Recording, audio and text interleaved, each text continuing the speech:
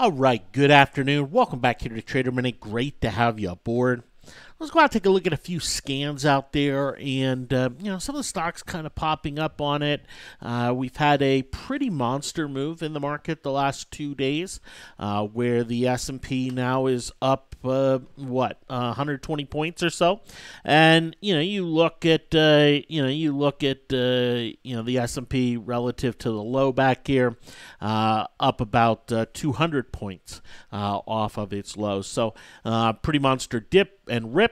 And we've talked about the environment and the potential and all of that here, and we definitely have it in play, and things moving on higher, and starting to get close to some of this 2600 level here on the S&P, which to me is kind of the logical level here for this. But it leaves traders in a conundrum, right? It leaves traders in a conundrum, especially those that didn't really buy anything or were sitting out or not, and they look and they go, oh man, I'm missing out. What do I buy now, right? And that's kind of this natural feeling that people will get, and it's one that as a trader you have to be able to push away. It's a very illogical type of rationale. Well, the market just did this and I missed. Well, the market's always going to do something and you miss, right? Unless your game is to try to predict every single move of the market and every single 10-point move and 10-point drop, you're always going to have where it's very easy in hindsight to say, oh man, I should have. Right? That is going to exist throughout every single stock, throughout every single market, and it's a natural tendency that comes into traders, and it's one that you have to push away, right? Trading isn't about what happened yesterday and, oh man, I missed yesterday. Trading's about, okay, what do I do now? What do I do now? Given the scenario, given the setup, what do I do now? Sure, sometimes there's things to learn, sometimes there's things to take away, and things like that, but, let's face it, it's one where there's always going to be that type of situation. On days like today, where we've seen now a substantial move in the market over the last week and a half, I'd like to kind of run some scans. I'll start seeing, okay, are some things that I'm not focused on, that I'm not watching, are they starting to move in a way that, maybe quite compelling? I've been watching GE and Under Armour and Micron and, a lot of these names. I know what's going on with them. I see what's happening with them. They're doing their thing. Right? But are there other names out there that may be a little bit different, that may offer, a unique or interesting buy opportunity with how and where things sit at the moment? So, one way to kind of go and take a look at that is to look at scans and to scan for things out there in the marketplace. And so let's go and do that here a little bit. I still have my Under Armour. I do have a sell order ready for it. I haven't pulled the trigger on it, but I do have a sell order ready for it. It's one of those where, you know what, it could make a really nice move still and be very, very nice. But it's also one that could pull back a little bit here.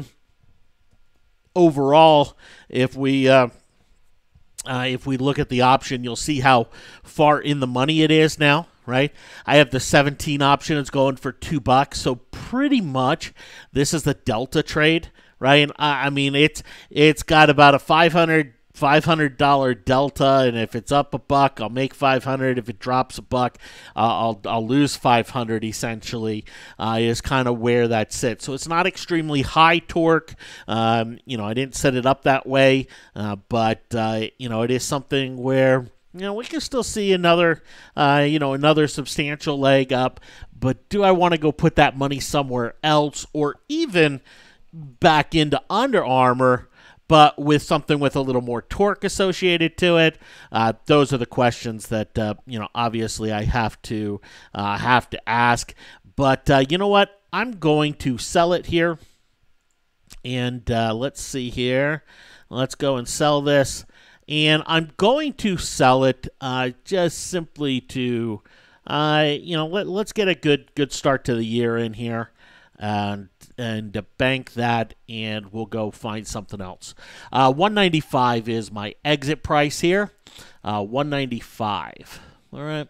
So challenge needed a little bit of a boost here, and this isn't gonna be game changing, but definitely a right direction type of a play here. So I will take it. Let me make sure the order goes out. But out of Under Armour here at 195.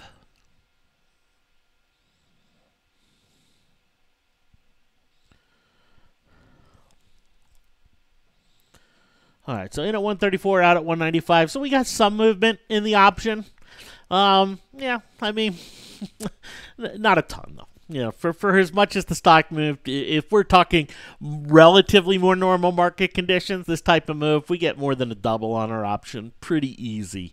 And, we didn't really even come close to a double. But what about, let's see here. Just under 50%, somewhere around there. But anyway, out of Under Armour, and I'm moving on there. So that leaves the challenge here at about 1,700, somewhere in that area. And all cash.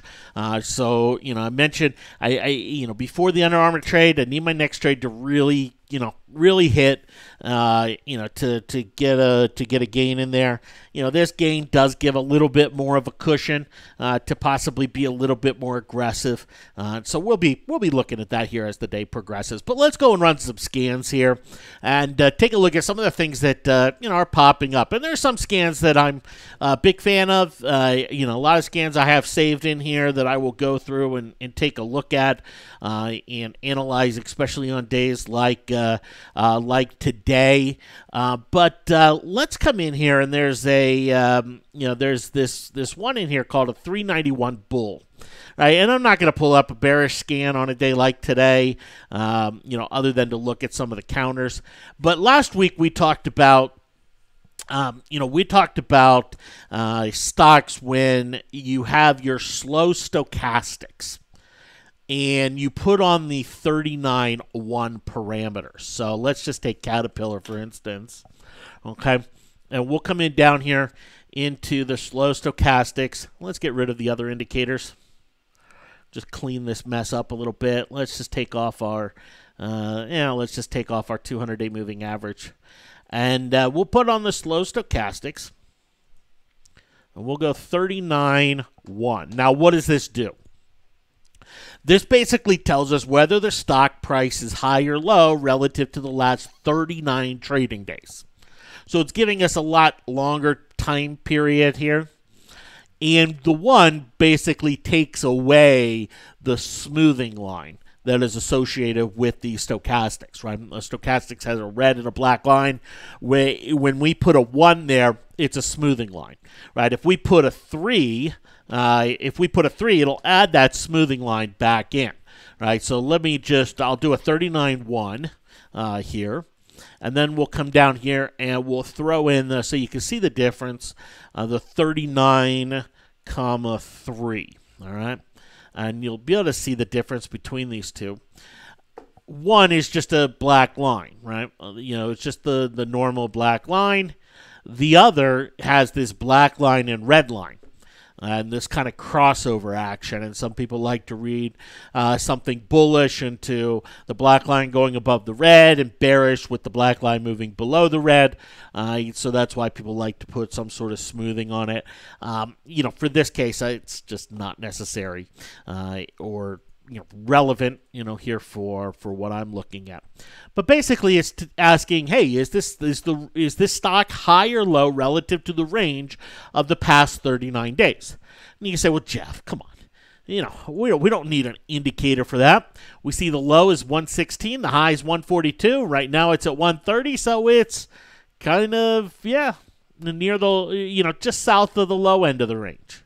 You'd be absolutely right. Right? You'd be absolutely right. But this is something where when we start to see 39.1s start to move above 50, that tends to indicate a bullish trend up and coming. not always. Sometimes there's whipsaws, right? Right back here and moved above 39.1 and, okay, ground back on down.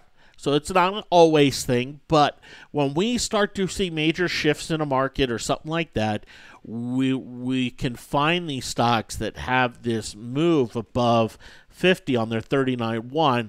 Those have just a higher probability of continuing to move on higher.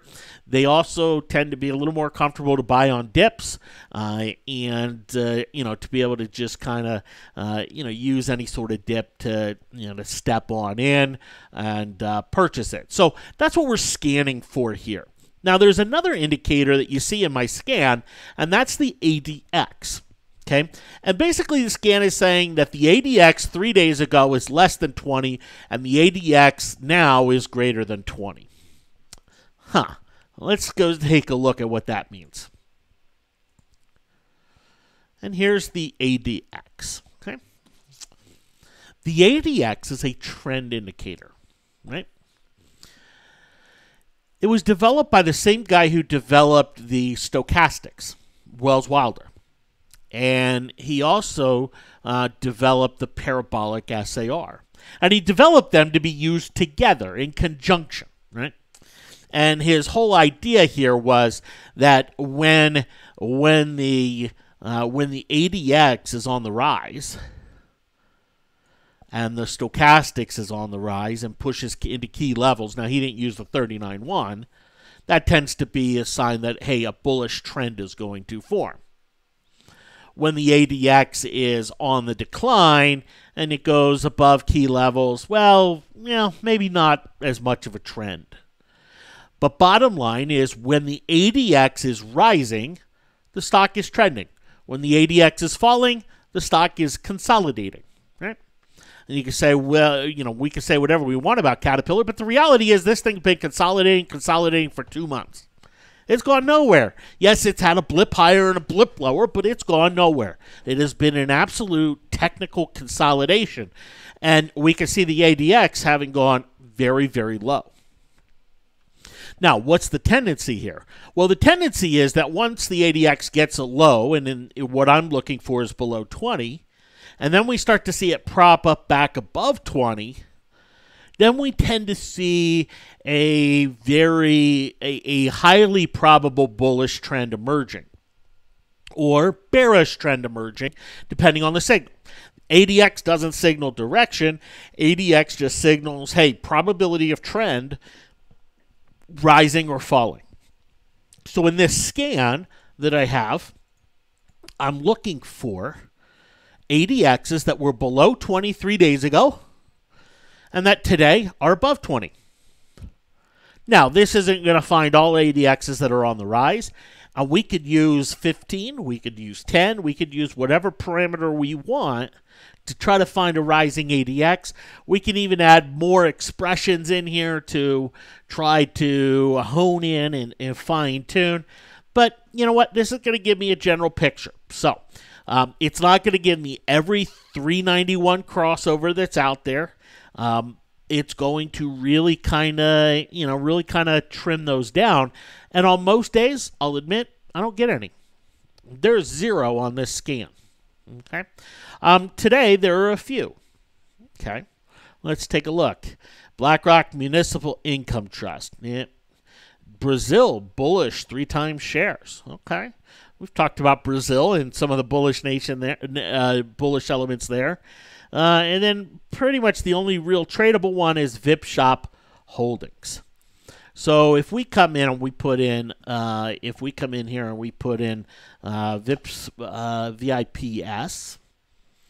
we can see that we're getting these two things. 39.1 stochastics moving above 50 and the ADX moving above 20. What's that tell us? That tells us that the probability of trend is very high. Okay. Now, we are also seeing relatively tight Bollinger Bands and a pierce of the upper band. What else does that tell us? Probability of trend is very high, right? So we could take a look and we go, okay, here's VIPS. Based on the indicators here, the trend potential is very strong. Now, VIPS is a really good stock to show because you can see the ADX on the rise here as the stock is on the decline. Right?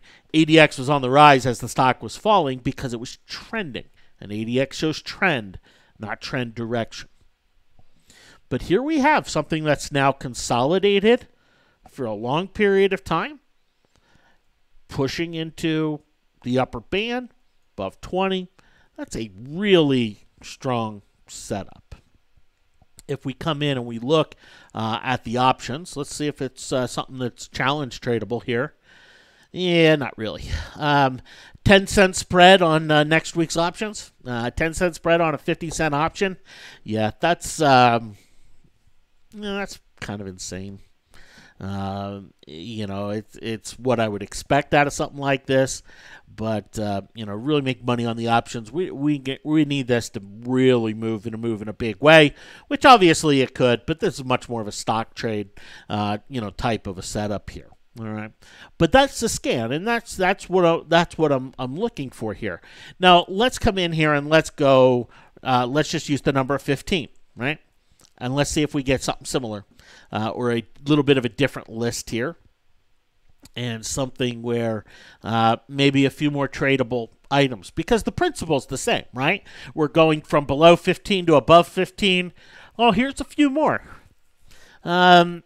INCY, which is a biotech company here, IMMR.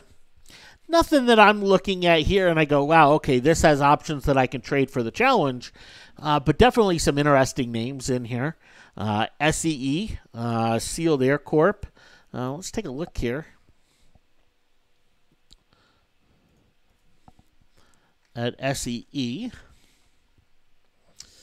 You can see the ADX moving from below 15 to above 15. You can see the stochastics pushing above, the stochastics 39.1 pushing above 50 here recently. And magically, it has this same Bollinger Band element of, hey, it's been consolidating, now piercing the upper band, right? And so, that's kind of, what we are seeing here a little bit with this. I'm going to hone in. I'm going to play around with a few of these criteria. Let's see if we get anything here on the 25. There's General Electric. I thought if we played around one of these numbers, we would get General Electric here.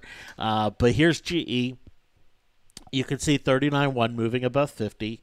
And you can see the ADX moving above 25, right?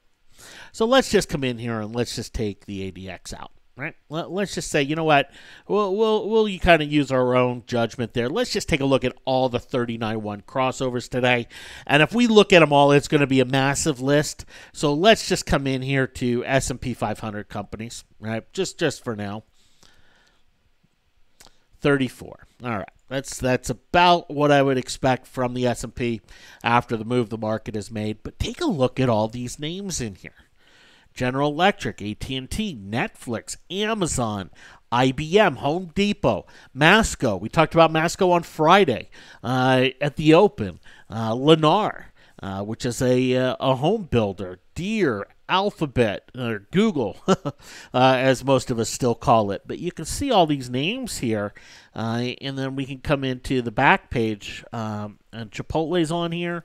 Okay, Chipotle there, Wynn Resorts. Oh, okay, sorry, it's just one page here. Sorry, I thought I put 20 on here, but I put all of them for us. But we can come in and we can start to look at these. And, there's some names I'm very interested in. Some names that, I have positions in personally.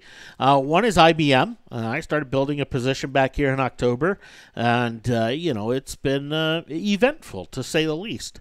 But you can see the 39.1 for the first time starting to move back above 50. But you look at the ADX, is it signaling new trend emerging? No, it's on the decline, right? So, something that may be, yes, there may be a little more upside associated here, but also might be something that, goes through a little bit of consolidation phase here. One of my favorite names for the year in terms of, stocks that I think could do very, very, very well this year is Chipotle Mexican Grill. And this is one that when I made the Under Armour trade, I priced out Chipotle as well. The stocks have moved fantastically on each. But you can see moving above the 39.1 here again. And that has been a common characteristic before every one of its bigger moves. It's made that move. Now, this one might be a little tough to chase, right? To really want to be a chaser of this move, but definitely in that position. And let's see here. Who else do we have on this list? Wynn Resorts, Waste Management, Arconic. Right here. Here's Arconic, ARNC. Basically, the old Alcoa split off. You can see moving above 50, but doesn't really have that ADX trend signal.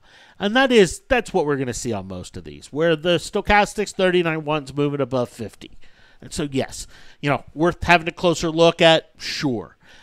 Are they moving into brand new trends? No, the majority of them, that's not what the signals are. The signals are that they're still in a bounce phase, right? And they could continue to bounce, right? AT&T could absolutely continue to bounce on higher, right? I mean, it's in that phase. It's in that mode, right? But is it just going to continue and trend on upwards? Yeah, we've seen that before out of stocks, where they just keep on going. But natural tendency is for them to start to come back a little bit to reality, a little bit back towards their 7-day moving average. And so something like this, it's one where you go, okay, you know what? These stocks are stocks that are probably going to perform bullishly in the future. But you know what? I'm going to wait to be a buyer of them till there's a little bit of a pullback, associated here with them. So that's one of the scans that I like to run on a day like today. And see kind of what's up there. Not a ton in that. VIPS, I think, is the most picture perfect, in terms of what this scan is and what the scan is looking for here. Let's just go run the bearish scan for kicks and giggles, and I'll take out the ADX component here. And we'll just go look in the S&P 500, given the move that we've seen in the market, right? I mean, we're not going to see a lot of stocks show up on this scan, right? But anything that does show up on this scan is, wow, right? Bristol Myers, right? They bought out, Celgene, right? But we see AutoZone, O'Reilly Automotive. Okay, those two are in the same group. TE Connectivity, TEL, Broadcom, right? So, okay, a few different stories. Let's just take a quick look at a couple of these charts. But here's Hershey. All right, 391 crossed on down. Okay, great. Not exactly something that looks overly bearish, right? If we look at AVGO, let's see here. Yeah. We can see the 39.1, crossing down below 50 here on a day where the stock is bouncing. You say, well, how's that? Well, the 39th day that's being dropped off was a bullish day, and so it does change the calculation a little bit, but overall, not a whole lot, in that. Now let's go take a look at another scan here, and this scan is a 3720. Now, this is a simple scan that I like to run. I don't find that it's all that effective in flatter markets, but in markets that are kind of running, if you, especially in those moments where I feel like, oh man, everything feels like I'm chasing, right? I don't want to chase, but I also, if it's going to keep going, I want to be in. So we could take a look at this, and basically what this is doing is this is looking for stocks that essentially closed right yesterday below the 3-day moving average, get the open here. They open today below their 20-day moving average, below their 3-day moving average, and below their 7-day moving average. And then today they're closing above those 3 moving averages. So let's take a look at what that looks like. Okay, let's just get rid of all our other indicators. We're going to go with a simple moving average of 20 days. And then we're going to go with the exponential on the 3 and the 7. There's not a big difference between the exponential and the simple here. It just very, very marginal, very fractional. But that's the way I set up the scan way back when. But here you can see 3 lines. Right, you have the blue line, which is the 20-day moving average, and then our smaller moving averages in the red and the green line being the 3 and the 7, or the 7 and the 3. Okay, so the scan is looking for a stock that opens below all 3 of these moving averages and then closes above all 3 of these moving averages. And the tendency is that when a stock does that, like right back here in Broadcom, now when a stock does that, there tends to be strong upside to follow, right? And for most stocks, that's what we will see. And so let's go see if there's any out there here today that are doing this. And let's just run this scan, and we can see 25. There's a much bigger number than I would have expected that we would see. So let's take a look at these. Who are they? Qualcomm, all right, Gap. You can see a lot of these just very different sectors and industries. There's no real industry or sector trend here. We have American Airlines. That's very interesting. Cabot Oil and Gas, Texas Instruments, Best Buy. Best Buy is supposed to be going down because Apple phones and all of that, right?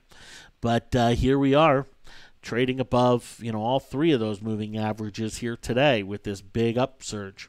Let's go Take-Two, Hilton, Nordstrom, Hasbro. You can see all the names on here. There are a lot more names on here than I thought. Let's go with Hilton, HLT. Yeah, you can see it opened below the 3 and the 7 and the 20 and pushing above the 3 and the 7 and 20 here today. And a lot of times, these names can be ones that you're not chasing nearly as much as you are something like an AT&T, right? It's not nearly the same degree of chasing, but generally with the bounce, they've seen some option values come down and compress, and a lot of times these will have some upside follow-through. But most importantly, they're going to give you a better risk-reward scenario than something like an AT&T on the day here today. So this is a very interesting list. It's a lot longer than I expected it to be. That's a very interesting move in American Airlines here today, especially after the Delta Airlines news on Thursday of last week. And, obviously the airlines reversed and went higher on Friday. But that's a really strong move, pushing above the highs of the last few days here with AAL. Now, AAL does have earnings upcoming. Let me double check the exact date here.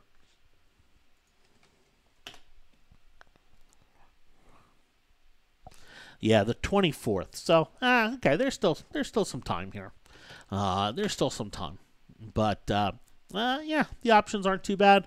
Implied volatility of 52%. I guess that's not horrid, but it's high. It's very high. I mean, $1.40 for a 33 strike. I mean, I can't do that. I mean, I see why and everything else, and it's American and it can go, but that's yeah, that's pretty ridiculous. I mean, when you need a stock to move 4% to break even on your option, it just doesn't make a heck of a lot of sense. But definitely has those technical elements associated here with it. And here's some of the other stocks that do, and I'll be going through some of these. Most of these aren't on my watch list. FFIV is one that I watch. Nordstrom, Estee Lauder, Kimberly-Clark, to a lesser degree. I find it interesting that we see Church & Dwight, Kimberly-Clark. It's one of those where if you don't quite buy the rally and you think, man, this rally could see some selling, well, who do we see pop up? That first day of selling after a rally, right? Who do we see kind of really outperform after that? We tend to see these consumer discretionary names really outperform after, they lag on the way up, and then they really kind of get some nice up days in them after or once the market tops a little bit and starts to drop a little bit. So, to see some of these consumer staples names showing up on this scan, I find that to be very interesting here. SJM Jam Smucker Company, Estee Lauder. I don't know that that's really a consumer staples, but I guess eyeliner is a staple, right? At least my wife would tell me so. And then Kimberly Clark. Let's go take a look at Kimberly Clark. It's been a while since I've traded Kimberly Clark for the challenge. Okay. Yeah, nothing overly compelling, but does have that element of the 3, the 7, and the 20 moving there. So, those are two scans that, I find to be very effective in a market like this.